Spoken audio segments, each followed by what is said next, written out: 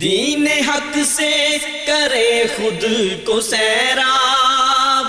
تاکہ جیون ہو سرسبز و شاداب، سیکھیے دین و دنیا کے آداب۔ الحمدللہ رب العالمین والصلاة والسلام علی سید الرسل و خاتم الانبیاء والمرسلین، اللہم صلی علی محمد وعلی آل محمد کما صلیت علی ابراہیم وعلی آل ابراہیم انکا حمید مجید، اللہم بارک علی محمد وعلی آل محمد کما بارکت علی ابراہیم وعلی آل ابراہیم انکا حمید مجید۔ اعوذ باللہ من الشیطان الرجیم، بسم اللہ الرحمن الرحیم، ومن شر حاسد اذا حسد، صدق اللہ العظیم۔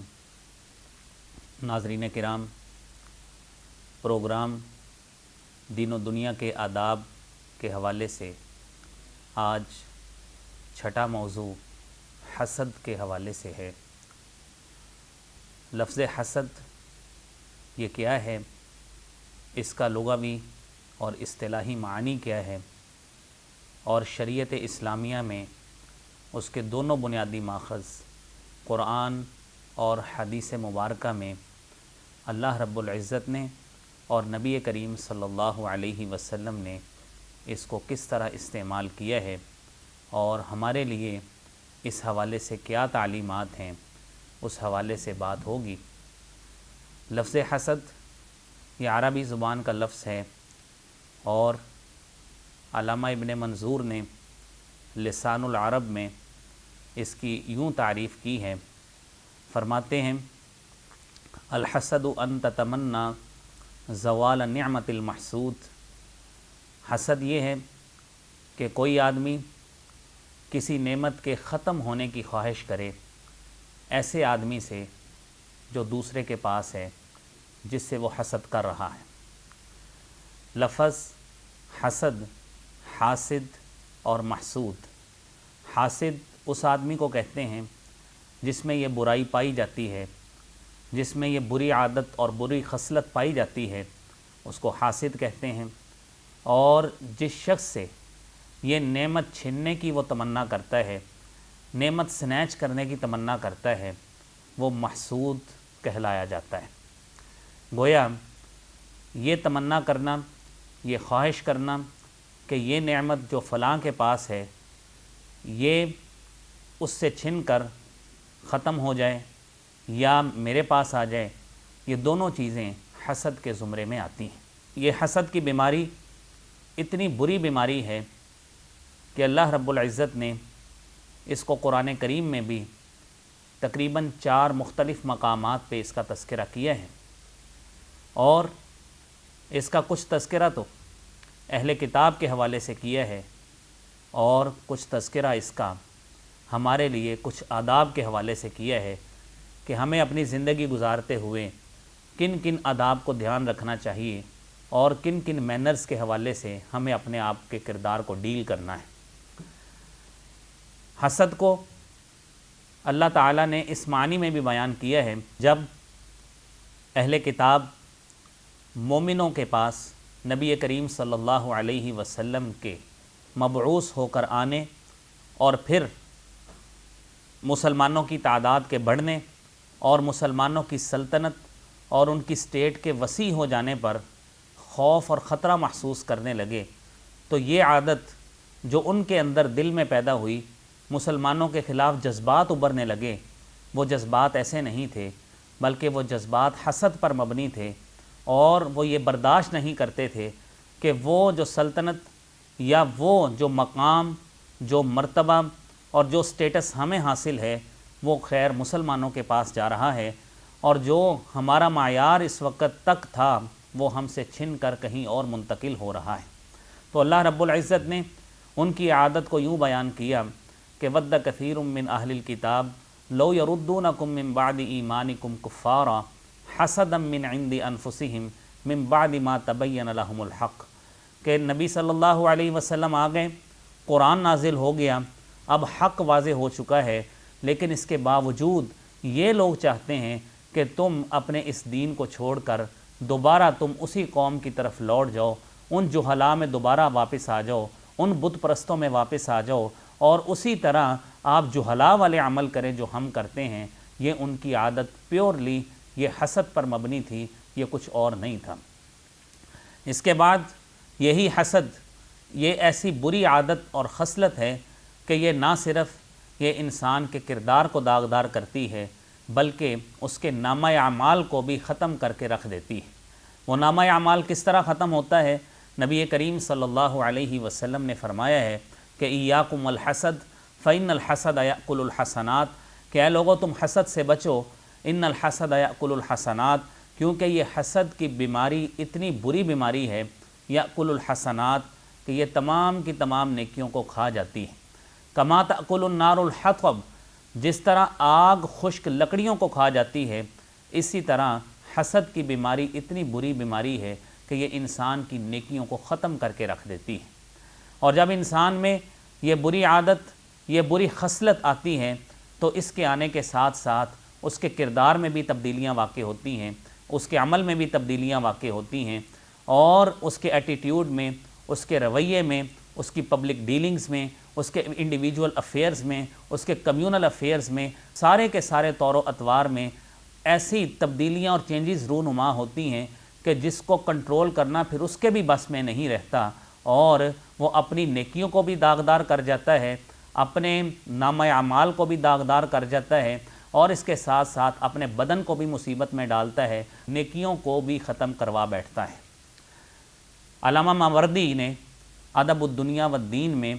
حسد کے حوالے سے کچھ بحث کی ہے، اور وہ فرماتے ہیں کہ حسد اس کے کچھ اسباب ہیں۔ اسباب ہیں کہ جس وجہ سے حسد ایک انسان کے دل میں آتا ہے، کسی دوسرے کے خلاف جذبات ابھرتے ہیں، تو ظاہری بات ہے وہ چیز ایسی اہم ہے کہ اس کو بیان کرنا اور اس کو سمجھنا، اور پھر سمجھ کر اس کے مطابق عمل بھی کرنا، یہ ساری چیزیں ضروری ہیں کہ ہم ان چیزوں کو دیکھیں۔ اس حوالے سے علامہ ماوردی نے 3 اسباب بیان کیے ہیں۔ اس میں پہلا سبب یہ ہے کہ بغض المحسودی، کہ ایسا بغض، ایسی نفرت کوئی آدمی رکھے کسی ایسے آدمی سے کہ جس سے وہ حسد کر رہا ہے۔ وہ کیسا بغض ہوگا کہ اس کی فضیلت اگر ظاہر ہوتی ہے تو پھر اس پر وہ افسوس کا اظہار کرتا ہے۔ مثال کے طور پہ ایک شخص اپنے بھائی سے حسد کرتا ہے،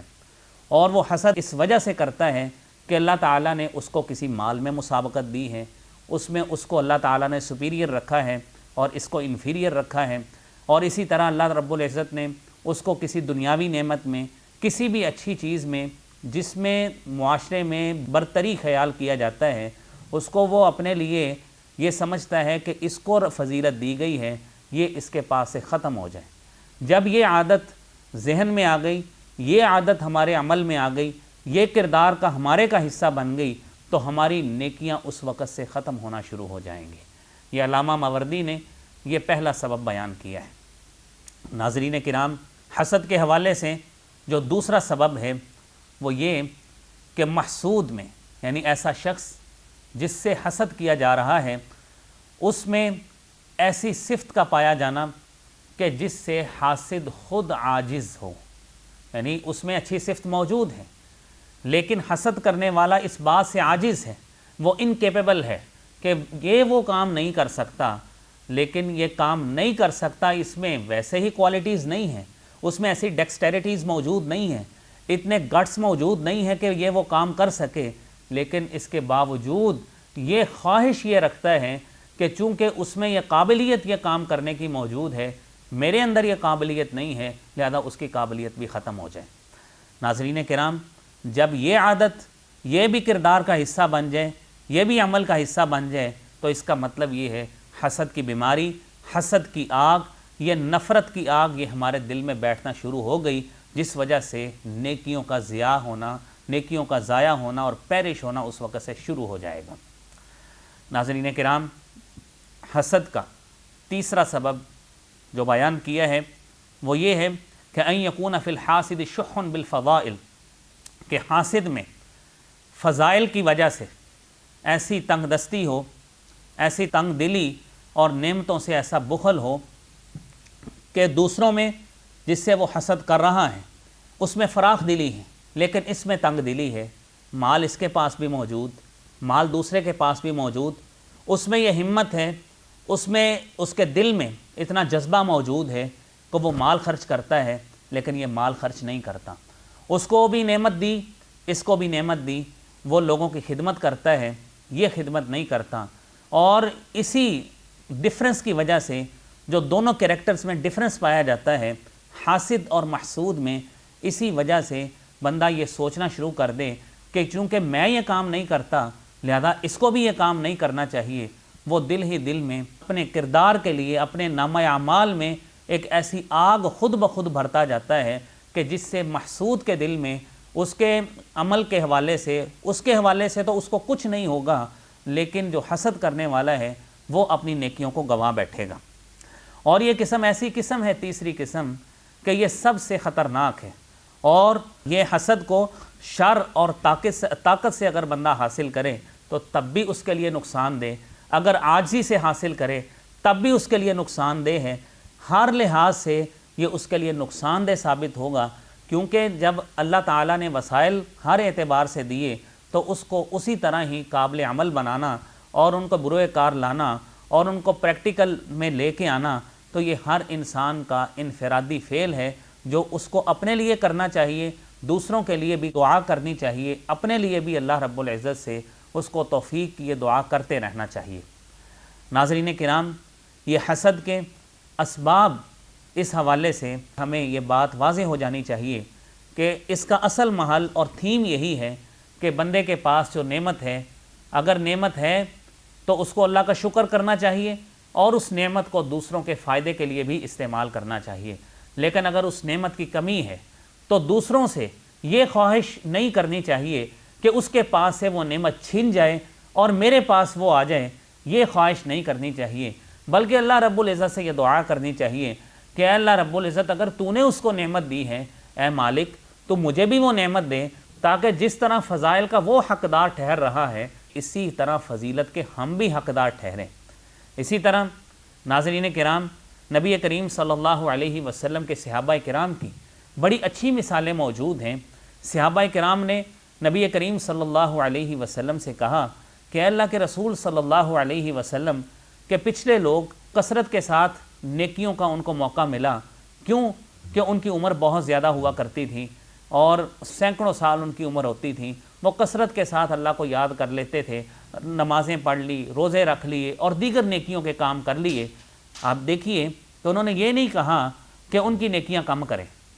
بلکہ خواہش یہ کہ اللہ تعالیٰ نے ان کو موقع دیا، اللہ تعالیٰ ہمیں بھی یہی موقع دے۔ نبی کریم صلی اللہ علیہ وسلم نے فرمایا کہ اے میرے صحابہ کرام کہ گو آپ کی عمریں بہت کم ہیں، لیکن اللہ رب العزت نے آپ کے لیے ایک نیکی کی جو 10 نیکیاں رکھ دی ہیں، اور پھر اس سے بھی بڑھ کر جو نیکیوں کے حوالے سے ڈپلیکیشن، ٹرپلیکیشن، ملٹیپلیکیشن جس انداز سے ہوتی ہے، یہ صرف امت محمدیہ کا خاصہ ہے، اور اس خاصے کی وجہ سے اللہ رب العزت نے اس امت کو دوسری امت سے افضل اور سپیریئر بنایا ہے۔ تو ناظرین کرام، اگر امت کی سپیریارٹی اس اعتبار سے ہے تو امت کے ہر فرد کو، ہر انڈیویجول کریکٹر کو، اس کو اس اعتبار سے اپنے لیے خود اہتمام کرنا چاہیے کہ وہ نیکیوں میں سبقت کرے، لوگوں کے لیے بھی دعا کرے، اپنے لیے بھی یہ کوشش کرتے رہنا چاہیے کہ میں ایسی نیکیاں کر کر کے اپنے لیے ایسا معیار بنا لوں کہ اللہ تعالیٰ کے ہاں میں محبوب ترین بندہ بن جاؤں۔ اور نیکیوں کے ضیاع کے حوالے سے جو حسد کی بری بیماری ہے، نبی کریم صلی اللہ علیہ وسلم نے اس کی کس انداز سے مذمت کی ہے، چند احادیث مبارکہ پیش کی جاتی ہیں۔ نبی کریم صلی اللہ علیہ وسلم نے فرمایا، ابو سعید خدری رضی اللہ تعالیٰ عنہ اس حدیث کے راوی ہیں، صحیح مسلم کی روایت ہے۔ آپ دیکھیے، حسد برحق ہے، برحق ہے، حسد ہو سکتا ہے، نظر بد لگ سکتی ہے، یہ ساری چیزیں برحق ہیں۔ آپ علیہ الصلاۃ والسلام کے پاس جبریل امین علیہ الصلاۃ والسلام تشریف لائے اور آ کے کہتے ہیں، یا محمد صلی اللہ علیہ وسلم اشتکیت، کیا آپ کو کسی چیز کی شکایت ہے، درد و الم کی شکایت ہے؟ نبی کریم صلی اللہ علیہ وسلم فرمانے لگے، جی ہاں اے جبریل، مجھے شکایت ہے، میں تکلیف محسوس کر رہا ہوں۔ تو جبریل امین کہنے لگے بسم اللہ ارقیک، کہ اللہ کے نام کے ساتھ میں تجھے دم کرتا ہوں، من کل شیء یؤذیک، ہر اس چیز سے جو آپ کو اذیت اور تکلیف دیتی ہے، من شر کل نفس او عین حاسد اللہ یشفیک، ہر نفس سے، ہر نظر بد سے جو آپ کو لگ جائے، حاسد نظر، حسد کرنے والی نظر، حسد کرنے والی آنکھ جس نے آپ کو یہاں تک پہنچایا ہے، میں اللہ کے نام کے ساتھ آپ کو دم کرتا ہوں کہ اللہ رب العزت آپ کو شفا دے۔ گویا اس حدیث سے یہ ثابت ہوتا ہے کہ حسد لگ سکتا ہے، حسد کی بیماری موجود ہے، اور اس کا علاج بھی اللہ رب العزت کے کلام میں، اللہ رب العزت کے نام میں موجود ہے۔ حسد کے حوالے سے کسی کو تکلیف پہنچی ہے تو وہ اس اعتبار سے یہ چیزیں، اس کا علاج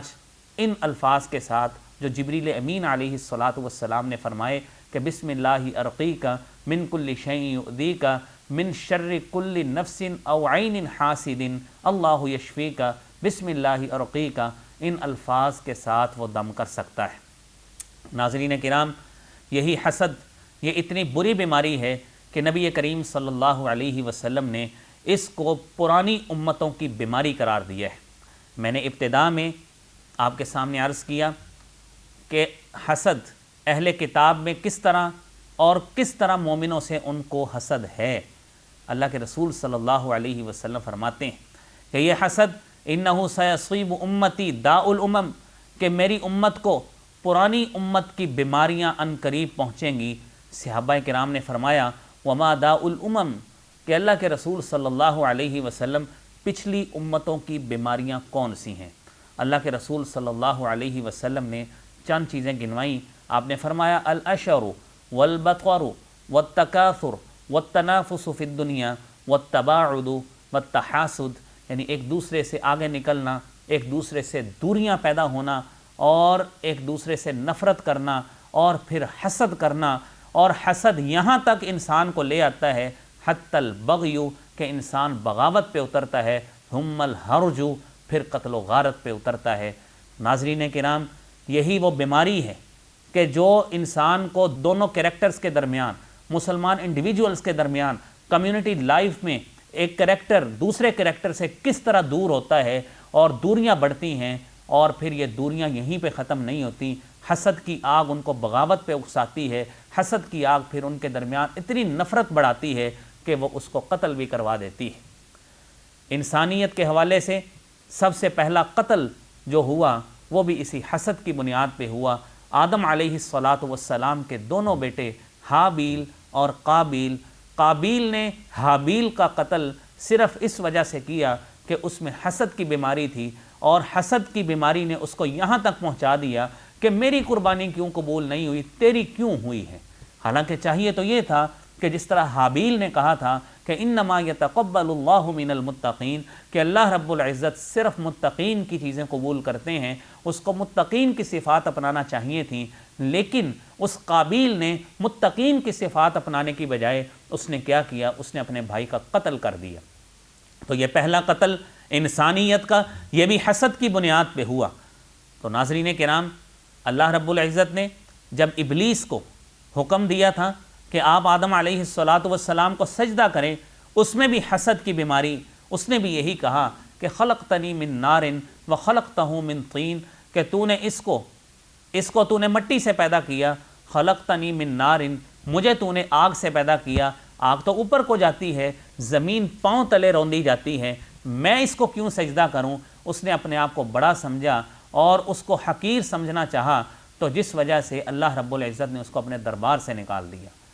ناظرین کرام، جہاں پہ یہ پہلا حسد، اسی طرح انسانیت میں جو پہلا قتل ہوا وہ بھی حسد کی وجہ سے، اور اسی حسد کو نبی کریم صلی اللہ علیہ وسلم نے پہلی امتوں کی بیماری بھی قرار دیا ہے۔ آپ علیہ الصلاۃ والسلام نے فرمایا، حضرت زبیر بن عوام رضی اللہ تعالیٰ عنہ حدیث کے راوی ہیں، اور حدیث میں آتا ہے، آپ نے فرمایا دبا الیکم داء الامم، کہ رینگ رینگ کر تمہارے پاس پچھلی قوموں کی برائیاں آئیں گی، اور وہ برائیاں، بیماریاں وہ کس طرح تمہارے پاس آئیں گی، وہ کون سی برائیاں اور بیماریاں ہوں گی؟ آپ نے فرمایا الحسد والبغضاء، تمہارے درمیان حسد آ جائے گا، تمہارے درمیان بغضاء، بغض آ جائے گا، نفرت آ جائے گی۔ ناظرین کرام، آج ہمارے معاشرے میں اکثر طور پہ یہ چیزیں پائی جاتی ہیں کہ ایک دوسرے سے نفرت، ایک دوسرے سے دوری، اور ایک دوسرے میں محبت کی بجائے، الفت کی بجائے ایک دوسرے سے نعمت چھن جانے کی تمنا کرنا اور اس سے حسد کرنا، یہ برائی بڑی عام ہوتی جا رہی ہے، جس سے پرہیز کرنا، جس سے بچنا ہر مسلمان کے لیے یہ بدرجہ اتم ضروری ہے۔ اولین فرض کے طور پہ، first and foremost duty کے طور پہ ہر شخص کو اس چیز سے پرہیز کرنا چاہیے۔ نبی کریم صلی اللہ علیہ وسلم نے اسی حسد کی بیماری کا علاج بھی آپ علیہ الصلاۃ والسلام نے بتایا۔ آپ نے فرمایا والذی نفسی محمد بیدہ، کہ قسم ہے اس ذات کی جس کے ہاتھ میں محمد صلی اللہ علیہ وسلم کی جان ہے، لا تدخلوا الجنۃ حتی تؤمنوا، تم اس وقت تک جنت میں داخل نہیں ہو سکتے حتی تؤمنوا، جب تک تم ایمان نہیں لے آتے، ولا تؤمنوا حتی تحابوا، اور تم اس وقت تک کامل مومن نہیں بن سکتے جب تک تمہارے درمیان میوچول انڈرسٹینڈنگ، باہمی محبت، باہمی الفت جس وقت تک نہیں پیدا ہوتی۔ ایک دوسرے کے ساتھ جب تم محبت نہیں کرتے، تم پورے طور پہ، کامل طور پہ پرفیکٹ بلیور اور کامل مومن نہیں بن سکتے۔ آپ نے یہ بھی بتایا کہ افلا انبئکم بما یثبت ذاکم ذالک، کیا میں تمہیں ایسی چیز بتاؤں جس سے یہ ساری چیزیں تمہارے اندر آ جائیں؟ تو صحابہ کرام کے کہنے پہ آپ علیہ الصلاۃ والسلام نے اپنے صحابہ کو یہ بات بتائی کہ افشوا السلام بینکم، آپس میں سلامتی کو پھیلاؤ، السلام علیکم ورحمۃ اللہ کہا کرو۔ تم یہ کام کرو گے کیونکہ حسد انسان کو ایک دوسرے سے دور کرتا ہے، جس طرح میں نے پچھلی حدیث میں بیان کیا کہ دوریاں پیدا ہوں گی، بغاوت پہ اتر آؤ گے، پھر قتل و غارت تک پہنچ جاؤ گے۔ ناظرین کرام، یہ سلامتی، سلام کو پھیلانا، یہ اتنی بڑی نیکی ہے، اتنی بڑی اللہ کی طرف سے محبت کی دی گئی نعمت ہے کہ بندہ جب اس کو اپنے دوران عام کر لے گا تو دوریاں ختم، نفرتیں ختم۔ وہ آدمی جو ایک دوسرے کو بلانا پسند نہیں کرتا، جو ایک دوسرے کو ملنا پسند نہیں کرتا، ایک دوسرے کی طرف دیکھنا پسند نہیں کرتا، اور حسد کے انجام قتل تک اس کو لے آتا ہے، اللہ کے رسول صلی اللہ علیہ وسلم نے ابتداً اس کا یہ علاج بتایا ہے کہ فوری طور پر سلام کو عام کرو تاکہ تمہارے درمیان یہ حسد، یہ بغض، یہ ساری چیزیں ختم ہو جائیں۔ ناظرین کرام، نبی کریم صلی اللہ علیہ وسلم نے اسی حسد کے حوالے سے بتایا اور حسد کی مذمت کرتے ہوئے یہ چیز ہمیں سمجھائی ہے۔ آپ نے فرمایا، ایک دن صحابی نے پوچھا کہ اللہ کے رسول صلی اللہ علیہ وسلم ای الناس افضل، کہ کون سے لوگ، کس قسم کے لوگ، کون سے سپیریئر ہیں، کون سے اعلیٰ ترین لوگ ہیں، کون سے افضل ہیں، کس طرح کی ان کی خصوصیات ہوں گی؟ آپ نے فرمایا کہ کچھ لوگ جن کو میں بتانے لگا ہوں وہ افضل ترین لوگ ہیں۔ آپ نے فرمایا کل مخموم القلب، ہر مخموم قلب والا آدمی وہ بھی افضل ہے۔ صدوق اللسان، جو زبان سے سچ بولتا ہے، جو سچائی کے لفظ بولتا ہے، اور اس کی زبان اگر ورڈز کو اٹر کرتی ہے تو وہ صرف اور صرف سچے ورڈز ہوتے ہیں۔ تو صحابہ کرام کو یہ تو سمجھ آ گئی، صحابہ کہتے ہیں اللہ کے رسول صلی اللہ علیہ وسلم صدوق اللسان کی سمجھ آ گئی، مخموم القلب کون ہے؟ آپ نے فرمایا هو التقی الغنی النقی لا اثم فیہ ولا بغی ولا غل ولا حسد، کہ ایسا آدمی جو پاک صاف ہے، جو تقوی والا آدمی ہے، جس میں کسی قسم کا اپنے بھائی کے لیے دھوکہ دہی کا جذبہ نہیں ہے، اور جس میں اپنے بھائی کے لیے حسد کا کوئی جذبہ اور اس طرح کے ایموشنز اپنے بھائی کے لیے نہیں ہیں۔ تو ناظرین کرام، اس حدیث سے یہ ثابت ہوا کہ اگر افضل ترین آدمی بننا ہے، اگر افضل ترین آدمیوں میں شمار کروانا ہے، تو حسد کی اس لعنت کو اپنے کردار سے ہمیں ایریڈیکیٹ کرنا پڑے گا۔ ناظرین کرام، نبی کریم صلی اللہ علیہ وسلم نے اسی حسد کی مذمت بیان کرتے ہوئے یہ فرمایا ہے کہ لا یزال الناس بخیر ما لم یتحاسدوا، کہ لوگ ہمیشہ اس وقت تک خیر و برکت، بھلائی والے معاملے پہ رہیں گے جب تک ایک دوسرے سے حسد نہیں کریں گے۔ تو اس کا مطلب یہ ہوا کہ اگر خیر و برکت چاہیے، بھلائیاں چاہیے، محبتیں چاہیے، میوچول انڈرسٹینڈنگ اور باہمی محبت چاہیے، تو اس کا ایک ہی علاج ہے، آپس میں حسد کی نفرت اور حسد کی وجہ سے جو ہمارے دلوں میں بھری ہوئی آگ ہے اس کو ختم کیجئے۔ اپنے بھائی کے لیے خیر و برکت کی دعا کیجئے، جو نعمت اللہ نے اس کو دی ہے اس نعمت کو حاصل کرنے کی اپنے لیے بھی دعا کیجئے اور اس نعمت کا اس کے پاس رہنا اس کے لیے بھی اللہ سے دعا کیجئے۔ نبی کریم صلی اللہ علیہ وسلم نے یہ فرمایا ہے کہ لا حسد الا فی اثنتین، کہ اگر آدمی نے حسد کرنا ہے پھر وہ حسد نہیں ہوگا، پھر وہ رشک کے معنی میں ہوگا۔ رجل آتاہ اللہ مالا، ایسا آدمی جس کو اللہ رب العزت نے مال دیا ہے وہ اس سے خرچ کرتا ہے، دوسرا آدمی سوچے کہ اے اللہ تو نے میرے فلاں بھائی کو مال دیا ہے، وہ تیرے راستے میں خرچ کرتا ہے، اللہ تو مجھے بھی مال دے، میں بھی تیرے راستے میں خرچ کروں۔ تو ایسے جذبات رکھنا، ایسے ایموشنز رکھنا اور ایسی تھنکنگ اپنے ذہن میں رکھنا، تو یہ اللہ رب العزت کے ہاں یہ قابل عمل بھی ہے اور یہ نیکیاں دلانے کا بھی باعث ہے۔ اور دوسرا وہ آدمی کہ جس کو اللہ رب العزت نے قرآن دیا ہے اور اس قرآن کے ذریعے وہ رات دن قیام کرتا ہے، بندہ مومن یہ سوچتا ہے کہ اے اللہ تو نے اس شخص کو اچھا حسن آواز میں قرآن دیا ہے، مجھے بھی ایسی آواز دے، مجھے بھی ایسا علم دے، میں بھی تیرے دین کو اسی طرح ہی پڑھوں، اس کی خدمت کروں۔ بندہ جب یہ قرآن کے حوالے سے یہ خواہش رکھے، اپنے بھائی کے لیے بھی اچھے جذبات رکھے، تو ناظرین کرام یہ وہ آداب ہیں جو اللہ رب العزت کے ہاں اگر رشک کے معنی میں ہوں تو اللہ سے اجر بھی ثابت ہوتا ہے اور اللہ رب العزت خوش بھی ہوتے ہیں۔ میری اللہ سے دعا ہے کہ اللہ کریم ہمیں اپنے اندر سے ایسی بری بات جو حسد کی وجہ سے پیدا ہوتی ہے اس کو ہمارے کردار و عمل سے اللہ تعالی ہمیں ختم کرنے کی توفیق دے۔ وآخر دعوانا ان الحمدللہ رب العالمین۔ دین حق سے کرے خود کو سیراب تاکہ جیون ہو سرسبز و شاداب، سیکھیے دین و دنیا کے آداب تاکہ جیون ہو سرسبز و شاداب، سیکھیے دین و دنیا کے آداب۔